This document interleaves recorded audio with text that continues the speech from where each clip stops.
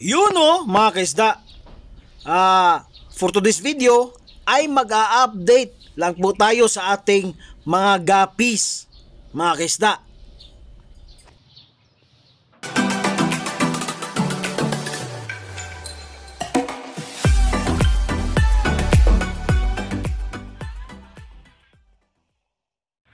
Good day mga kaisda, good day sa ating lahat.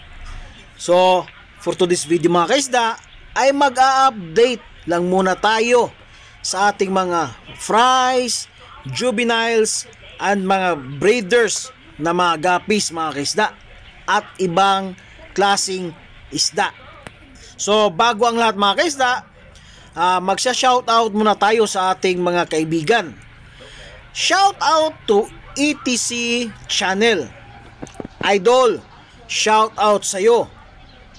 At shout out kay Kitlin World SMB.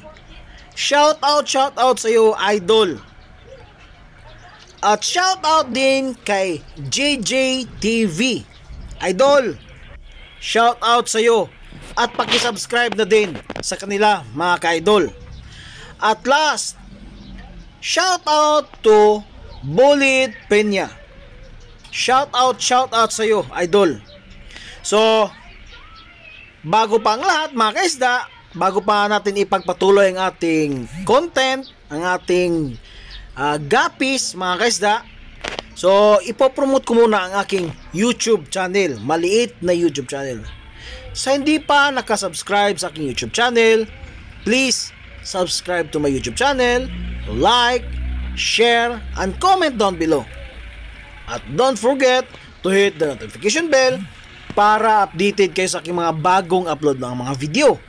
At kung gusto nyo po may shoutout mga kaisda, ay mag-comment na po kayo sa comment box para may shoutout ko kayo sa next upload natin na video. At kung gusto nyo po may feature ang inyong barracks mga kaisda, punta kayo sa description, andon po ang aking FB account. Pwede po kayo mag-send ng video para may feature natin sa next upload natin mga kaisda. So back to topic na tayo. So last nyo nakikita, yun po ang dragon. Medyo buntis na po ang ating female nun. Ito mga kaisda, ito ang aking EFR. So sa next video natin dyan mga kaisda, ay may plano po ako na ilipat na yan sila sa mga breeder. Kasama din yang maliliit pa mga kaisda. Dahil meron po akong bagong bibilhin na guppies mga kaisda. Dalawang strain po yun. Ang Purple Singa at Singa Blue Tail Ribbon. So dito natin ilagay ang dalawang strain. So dito po ilagay natin ang ating Singa Blue Tail. Sa kabila yung Purple Singa mga kaisda.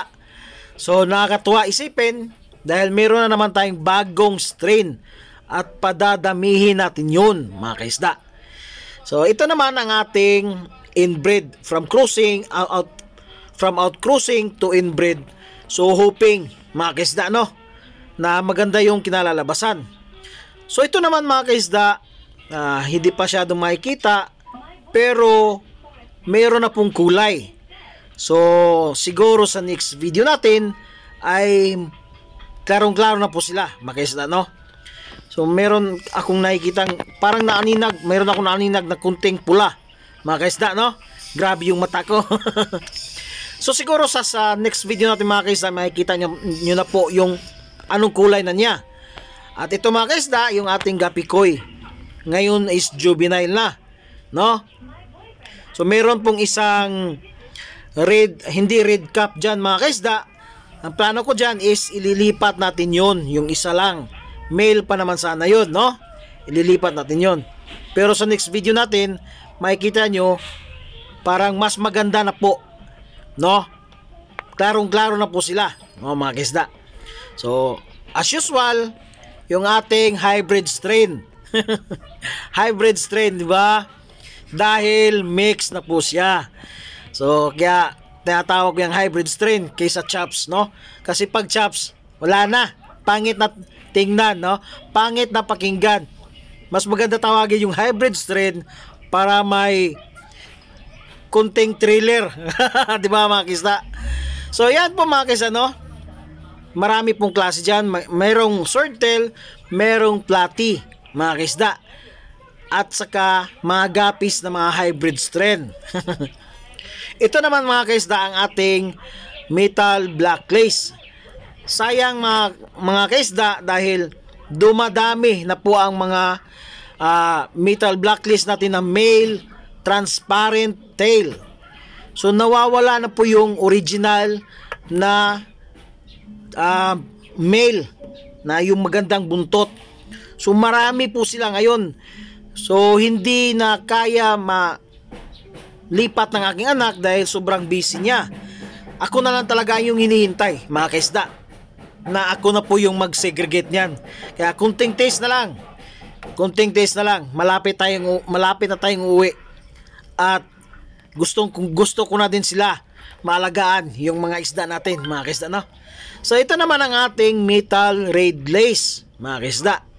Magandang klase at mura din mga kaisda, no? Magandang klase at dumadami na din sila. Makikita nyo naman dyan mga kaisda, no? Nagpapasikat po ang ating mga male, diba? Yung female natin magandang klase din mga kaisda. Ayun, makikita nyo, diba? Magandang klase at madami na din sila mga kaisda. So dito naman ang ating rose tail. So makikita nyo yan sa next video na mas maganda na sila. At yung jubi natin na medyo maliliit, ngayon sa next video natin is malalaki na, no? Makikita niyo yan sa next video. Abang-abang kayo dahil lalong gumaganda na po ang ating rose tail mga kaisda, no? Sa totoo lang, dito medyo maliliit pa sila, no? Medyo maliliit at meron din bagong drop. Yung mga ganyan may kulay na, yung klarong-klaro na po yung kulay nila na pula, no mga kaisda. Abangan nyo yan mga kaisda dahil dumadami na din sila. Meron tayong tryo at dumadami na din silang mga fry at juvenile mga kaisda.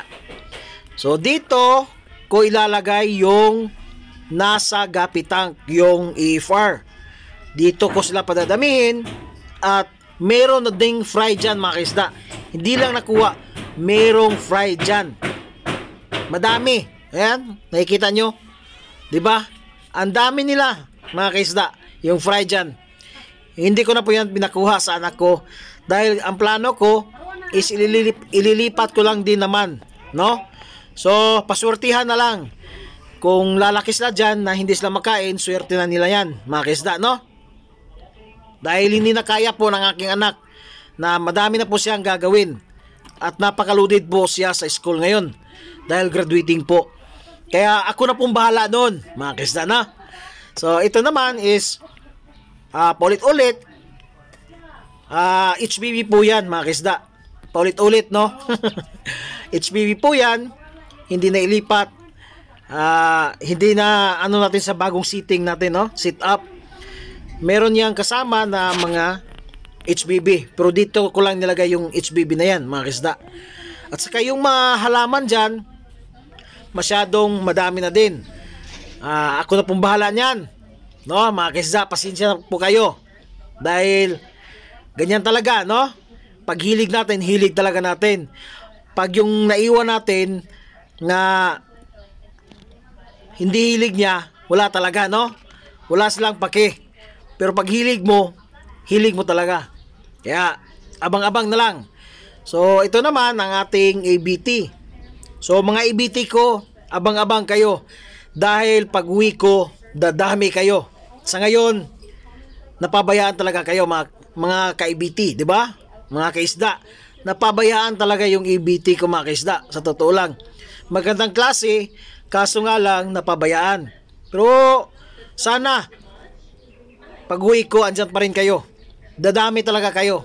Kasi meron na akong binili dito na pang segregate pagbuntis mga kaisda. So ito naman ang aking P-dirt mga kaisda, no? Kawaan. Medyo dumadami na din sila At meron na rin tayong mga juveniles, mga kaisda, sa ating P-Dirt. No, di ba? Makikita nyo? Meron na, ang dami nila. Nakakatuwa isipin, di ba, mga kaisda? Dumadami na po ang ating ibang strain, no, mga kaisda. At padadamihin pa natin yan para tayo naman ang mag-produce, no? Tayo naman ang magbinta sa kanila. Hindi yung tayo na lang lagi ang bumibili, mga kaisda, di ba? Tayo naman ang magbibinta. So yan, makikita nyo, magandang klase po yan. Ito naman ang aking yellow Micaref, mga kaisda. So, pagbigay nito sa akin is tryo lang. Makikita nyo naman, madami na po sila, mga kaisda. At madaming female kaysa male, no? Yung nakikita ko dito sa juvenile is halos female. So nakakatuwa isipin, no? Maraming female, mas okay. Mabilis dumami, no? Kaysa maraming male. Ayan. So sa nakikita ko dito, isa lang din ang male dito, no? Yung original breeder na male. Yan, no? Mga kaisda. At halos mga female. Hindi ko lang alam sa ibang mga juveniles at mga fry, no? Sana meron ding mga male na makukuha natin. So ito yung sinasabi ko sa inyo, mga kaisda, itong blacklist ko. 'Di ba nakikita nyo? Ang daming male na pangit na yung buntot dahil transparent po 'yan, ang buntot niyan. Ang dami nila talaga, mga kaisda. Halos nawawala na yung original male natin, no? Yung lace talaga. So hindi na kaya, ako na pong bahala niyan. Pero dami pa yan sila, mga kaisda. Yung mga yan, yung mga transparent na yan, ililipat natin yan, no? So blacklist pa rin. Dito mo makikita ang yung male na maganda yung buntot. Dito mo makikita yan, no? Makikita nyo. Dito lang sa trapa na to. Pero sa iba, bihira mo na lang sila makikita, mga kaisda. At andito pa rin, meron pa rin transparent tail, mga kaisda, no? Sayang. Sana kung hindi yun nag-transparent, madami sana akong male na maganda klase, no? So okay lang, walang problema yan sa atin, mga kaisda, dahil dumadami na din sila, di ba? So ito naman ang aking isang klaseng strain, Albino Silverado Red. So meron ding fry dyan, mga kaisda. Yan, makikita nyo, merong fry. So pasortihan na lang. Kung lalaki siya dyan na hindi makain, swerte, no? Sa ngayon, wala na po tayong mapaglagyan, mga kaisda. So padamihan na lang dyan. Meron namang mga halaman, pwede na lang mapagtaguan. So madami silang fry dyan, mga kaisda.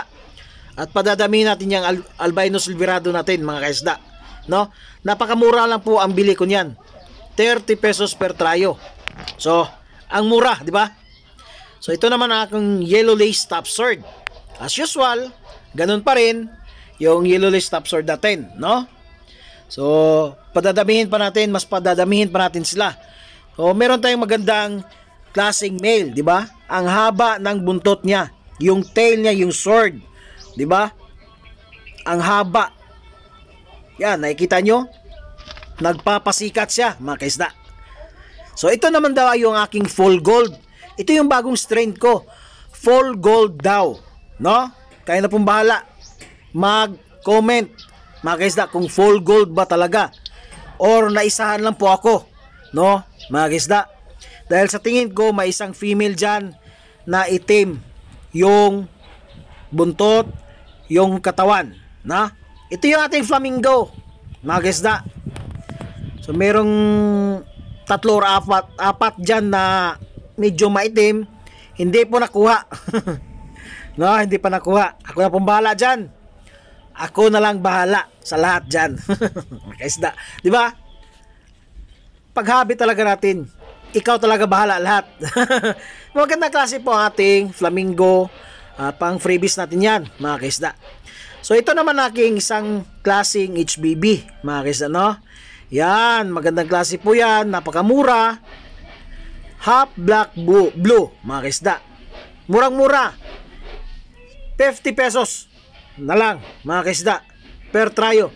50 pesos per tryo. Magandang klase po yan. Hindi ka magsisisi. Madami na po yan sila mga kaisda. So ito naman ang aking yellow pingo. Yan. Unang ano natin, mga ilang video natin is mahihain pa sila dahil hindi pa sila medyo madami. Ngayon napakadami na po mga kaisda. Yan, makikita nyo, napakadami na.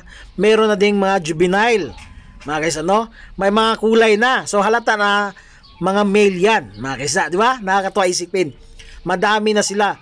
Sa next video mas makikita nyo sila na mas madami na talaga sila mga kaisda. Next video, abangan nyo po yan mga kaisda, no? Abangan nyo po yan. Ito po ating albino silverado na fry. Ito yung unang fry na nakuha na tatlo, no? Sila pong tatlo, yung pinakaunang drop. Ngayon marami na pong na-drop doon, hindi na po nakuha. So meron na pong isang may kulay, no? Mga kaisda, nakikita nyo ba? Meron na pong isa, oh, medyo may kulay na pula sa buntot niya. Ito naman ang ating Metal Waikisi. Yan, magandang klase po yan ang ating Metal Waikisi mga kaisda. Yan, magandang klase po yan. Ngayon makikita nyo naman, di ba? Yan. So mura lang din yung ating Metal Waikisi. Yan. Padadamihin natin yan. Mas lalong padadamihin natin yan mga kaisda. Yan. Magandang klase po yan. Marami na po akong nakibinta. Metal Blacklist, Metal Waikisi, Metal Redlace. Yan po ang laging binibili sa akin mga kaisda. No? Mura na. Magandang klase pa, may freebies ka pa. 'Di ba? Magandang klase po 'yan mga kaisda. Hindi naman tayo kagaya ng iba na nagte-take advantage. Pag sinabi ko magandang klase po 'yan. So ito po ating all male Metal Waikisi. Mga kaisda, no? Yan. Magandang klase, 'di ba? Yung buntot niya maganda na, no? Ano po 'yan? Ito po ang ginawang, kung baga tawag is grooming, no? Nag-groom ako. Ito po yan. Hindi pa yan nakatikim, no? Yan, gino-groom yan. Nakakatuwa isipin, no? Mga kaisda. Ito din is Metal Waikisi din. Yan. Yan, makikita nyong itim, yung tatlo, sa previous video ko, andyan pa rin, di ba? Andun pa rin. Ngayon, andito pa rin. Pero kinuha namin yan. Pagkakita ko ulit na meron pa, sinabihan ko na yung anak ko na kunin mo na yun dahil hindi mo pa nakuha yung tatlo. So nakuha na po yan mga kaisda. Sa next video natin is wala na po yan mga kaisda, no? So Metal Blacklist po yun, yung male, no? Wala talaga eh. So ito naman ating all male red lace. Yan. 6 lang po yan sila mga kaisda na male red lace. So maraming red lace na na-mix ko doon sa female, pero ito lang yung nakuha ko, no? 6 or 7 silang red lace. So hindi, ang plano ko sana is ilipat yung lahat ng mga male. Kaso sa busy ng anak ko, hindi na po nailipat, no? So marami ding male dito na red lace mga kaisda. Yan, maraming fry. So ang pinakamarami kong isda is yung mga metals ko, no? To follow na yung iba. At danami din yun sila mga kaisda. Kaya yan. Yan po ang aking maipapakita sa inyo palagi pag nag-update po ako ng aking fish farm, Gapi Fish Farm mga kaisda, no? Ito naman ang ating mix. From outcross to outcross pa rin, no? From outcross to inbred ko, yung lumabas outcross. Wala tayong magawa eh. Ang hirap talaga, sa totoo lang, napakahirap po mag-outcross ng basta-basta lang. Kaya malaki ang masasayang mo na buwan, no? Dahil makakailang inbred ka pa, hindi pa yan lalabas. So meron ako nakitang dalawang parang yellow lace, no? Titingnan natin yan, titingnan natin yan siguro by the next video. Yung tatlo pala yan. Gusto ko makita, no? Galing yan sa inbred. Yung mga lulo na doon is outcross. So isang mix. Ang bilis nila dumami mga kaisda, yung mga mix natin, no? From outcross to inbred. Ang lumabas, outcross. Na tatawa na tayo, di ba? Wala tayong magawa. Yan po ang resulta ng ating outcross to inbred to outcross. Yan, mga kaisda. Ito rin, isang mix. Ganun pa rin. Isang beses lang po ako nagpa-outcross ito ng aking flamingo at saka albino. Hindi na ako umulit. So ito yung resulta. Madami na din sila mga kaisda. Pero ito yung resulta. Hinayaan ko na lang. No? Hinayaan ko na lang sila. So yung mga malalaki dyan is adult na po yan mga kaisda. Dahil 1 year na po tayo sa pag-aalaga ng ating mga isda. 1 year na po tayo. So adult na yon, siguro nasa mga ano yun sila, 8 months mga kaisda, mga ganun. So isang mix din to. Ang dami. Ang bilis na dumami mga kaisda sa totoo lang, no? Kaya yun lang po ang update ko ngayon mga kaisda sa aking maliit na palaisdaan na mga gapis. So ako'y magpo-promote ulit sa aking YouTube channel. Sa hindi pa po nakasubscribe sa aking YouTube channel, please subscribe to my YouTube channel, like, share, and comment down below. And don't forget to hit the notification bell para updated kayo sa aking mga bagong upload ng mga video. At kung hindi kayo nakasubscribe pa, please mga kaibigan, mga kaisda, subscribe na po kayo mga kaisda, no? So ako'y magpapasalamat sa inyo at sa walang sawang pagsuporta. Bye-bye!